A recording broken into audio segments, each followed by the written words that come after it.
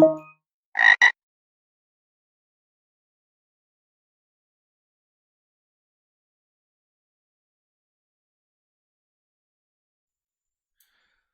right, everybody, this is a guided walkthrough for the Clutter Overflow Challenge from picoCTF as part of their Pico Mini by Redpwn series. All right, the description for the challenge says, clutter everywhere, but not a byte to use. Okay, they've got a command that we can use to access the binary that we need to hack for this challenge. And they also have two files that we can access over here to help us solve the challenge. So there's the C source code file, and there's an offline version of this binary that we need to investigate as well. So we're just going to highlight this over here, shell.c, and then select copy link.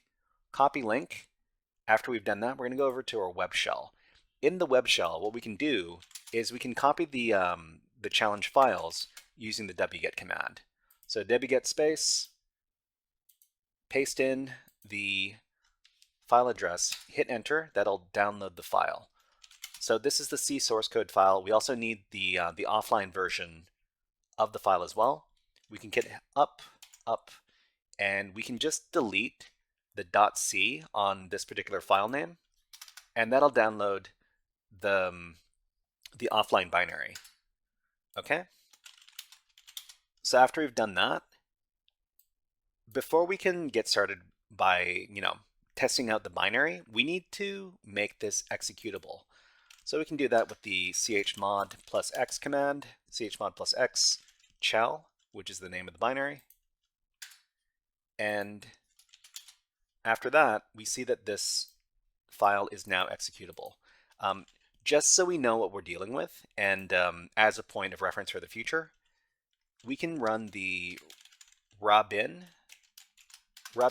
binary, or we can use the robin2 tool to inspect the binary, because there's something that we're going to have to note right here. So robin I shell. Okay, this lets you know about all sorts of important information about the binary before we go into the challenge. So you see here that the architecture that's being used here is x86.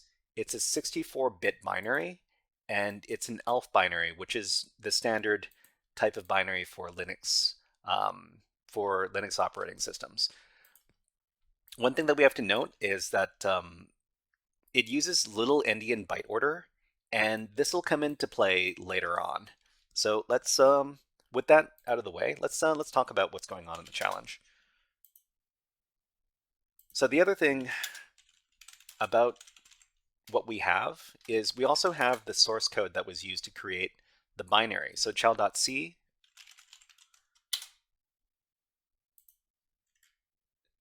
this is what's being used to compile the binary, and it's the stuff in the code that we need to figure out where the binary is vulnerable, and then we can do some hacking against it. So let me just demonstrate what the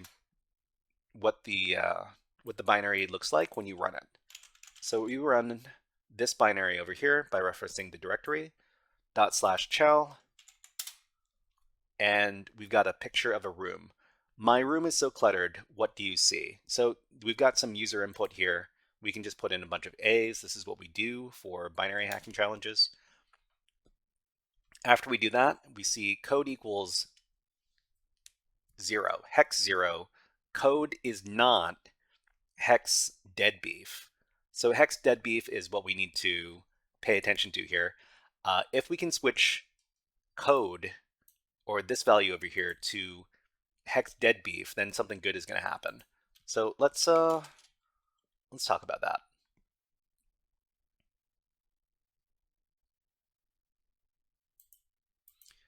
Okay, so this is Pico Mini by Redpwn Clutter Overflow. This challenge is an example of a variable overwrite binary hacking challenge. So variable overwrite, what are we talking about? So in this little C snippet right here, if code is equal to goal, then write how did that happen, take a flag for your troubles, and then cat flag.txt. So the goal of the exercise is to actually make it so that this condition is true. So the value of code is equal to the value of goal. So according to the source code, if the code variable matches the goal value, then the flag.txt file contents are revealed to us. So it does a system cat flag.txt. So code is initially set to 0, and the goal value is hexadecimal dead beef. So the program doesn't give us a normal way to set the code variable, so we need to find a way to modify that value. So in the code, we see code is defined as a long variable and set to 0. Dead beef is the value of the goal variable here, or the defined variable over here, goal. Okay, this is where the vulnerable C function comes into play. So in every one of these challenges, the reason why the binary is vulnerable is because it's using vulnerable functions, or vulnerable C functions in this case. So the binary uses the unsafe gets function to save user input to the clutter array with a maximum buffer size of hexadecimal 100 bytes, which is 256 in decimal notation. So the program uses the gets function, and that's the user input. The user input is going to be saved to the clutter parameter, or the clutter variable, and the buffer size, the memory size for this particular buffer is 256 bytes. So since the gets function doesn't check the size of the user input before writing it to memory, input in excess of 256 bytes will overflow into other memory addresses. So this would cause what is called a buffer overflow. The clutter variable is saved to the memory stack, and overflow here affects program execution. Overflow here to affect program execution is known as a stack buffer overflow attack. So when we talk about stack buffer overflows, we have to understand how memory is organized. So the memory stack is part of the program memory, which stores temporary data during program execution.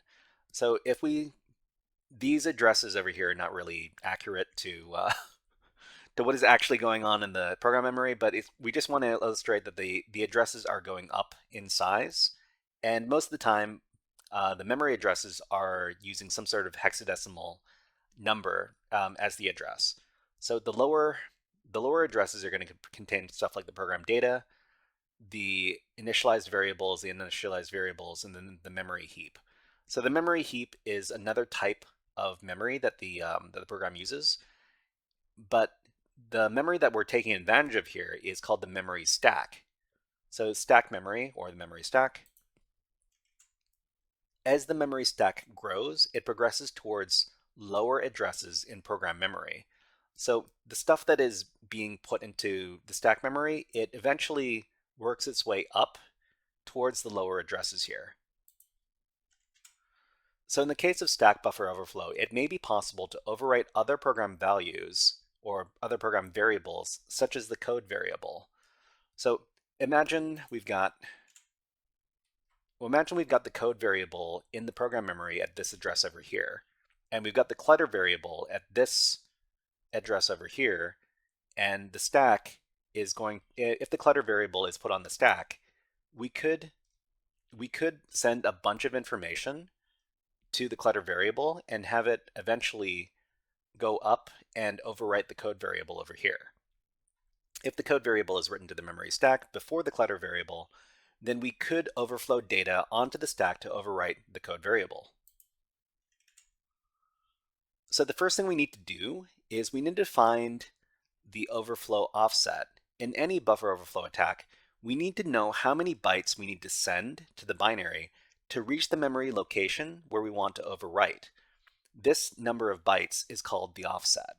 So we've got over here, clutter is set to the buffer size of size, and size is set to hexadecimal 100, which is 256. So we can create a pattern of characters to send to the binary to determine the offset value. Okay, so we'll demonstrate this right now. Okay, where are we for the web shell? So in the web shell, we've got the two programs. We've got the program here, shell, and if we run shell, we know that we need to send at least 256 characters. 256 characters. If we just do this, by eyeballing it, that's not really the way we want to do this. We want to do this in a more programmatic way, or in a more reliable way. Anyways, how can we do this? We can send a bunch of A's by using the Perl program, for instance. By using the Perl program, Perl is a scripting language. We can do Perl execute a command, print. Oh, let me take a look at my notes just a second.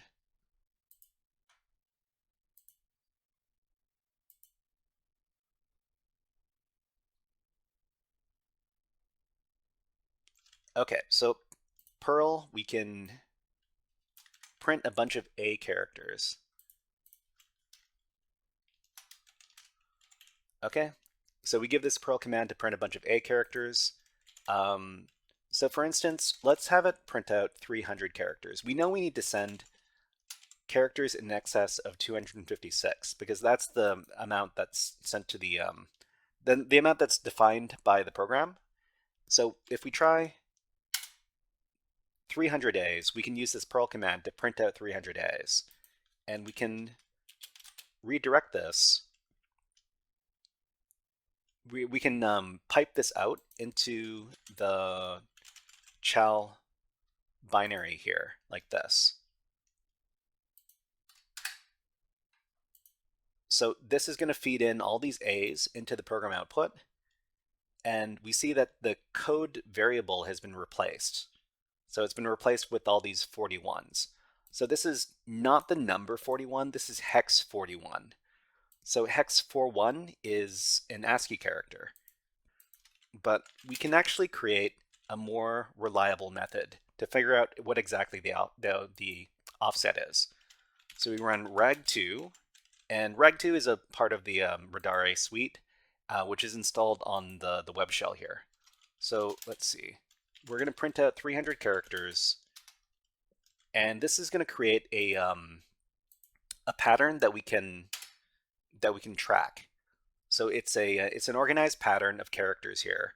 We're just going to copy all of this.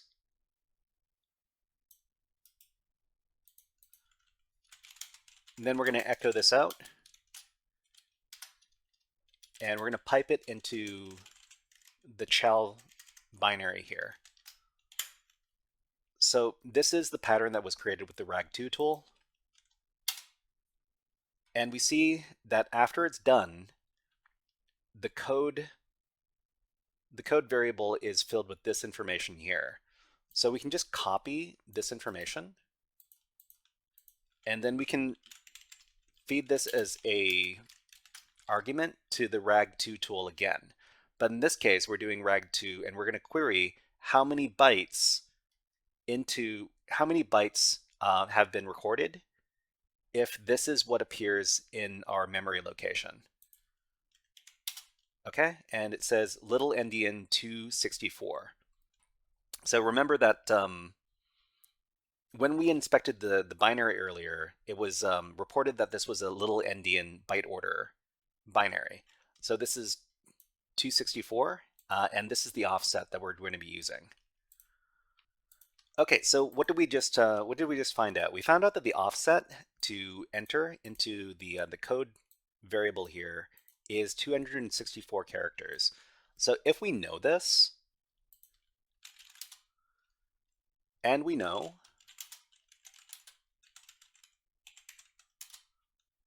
that what we need to send into the code variable is this set of bytes over here, dead beef, then we could craft a payload using Perl in order to do that. So before we get started, let's talk about what we're doing exactly.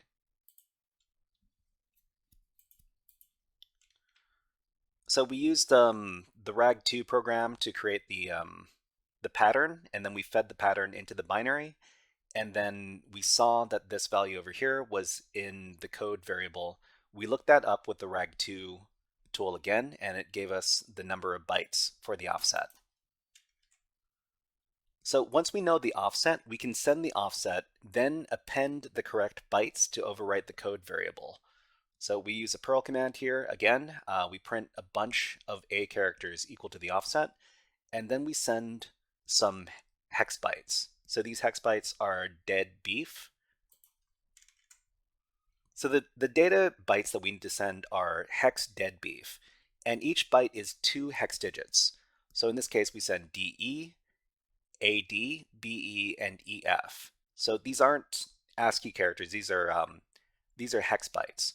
So, but since the binary was compiled with little endian byte order, we need to feed in the bytes in reverse order, which means we need to feed in EF and then BE and then AD and then DE. So if we read this backwards, it's dead beef. Okay, so let's go ahead and do that. All right, so it's the same.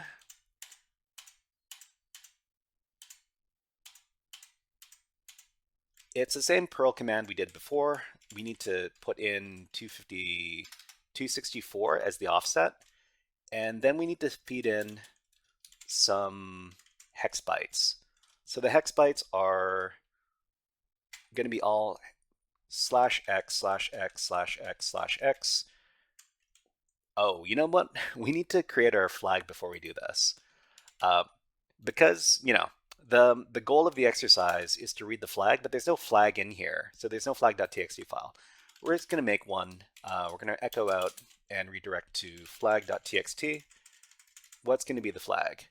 HackerFrogs, like and subscribe. Okay, so we got our flag. If we're able to read this message instead of flag.txt, we know that we've solved the binary. We've solved the binary exercise. Okay, so Perl. Sorry, let me grab that Perl command again. Okay, so send the offset 264, and then add on to that hex. It's DE, AD, BE, EF. So we need to send these in backwards because this is a little endian binary that we're dealing with. We run that, and then what do you see? Code equals dead beef. How did that happen? Take a flag for your troubles. HackerFrogs, like and subscribe. From here, we figured out how to hack the offline binary here.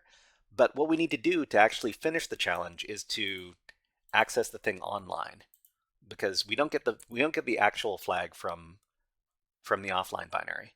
So where's the challenge? Here? Okay. So they've got a netcat command that we can use to access the binary. So this is the service that's running the binary online, and it's the same thing. It's the exact same thing, only there's a slight twist. So we need to send the same payload, but we're not sending it to the local offline binary. We're instead going to pipe this into netcat. Oh, that's not netcat. We're going to pipe this into netcat. Let me copy this again.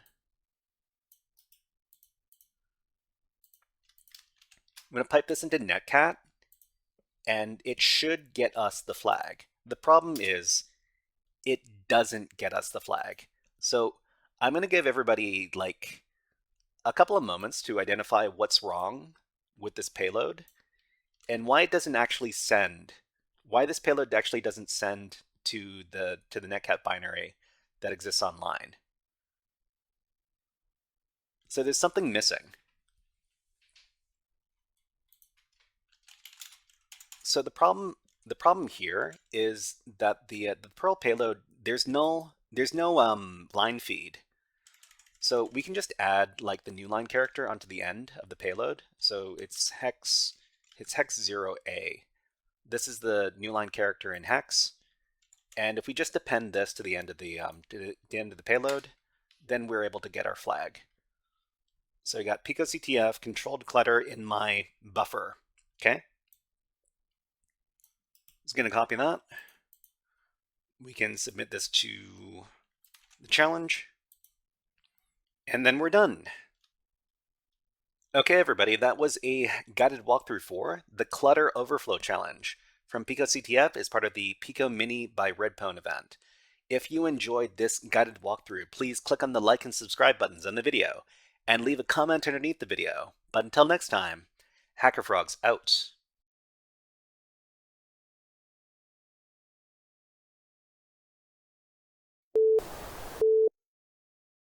Hey there, HackerFrogs!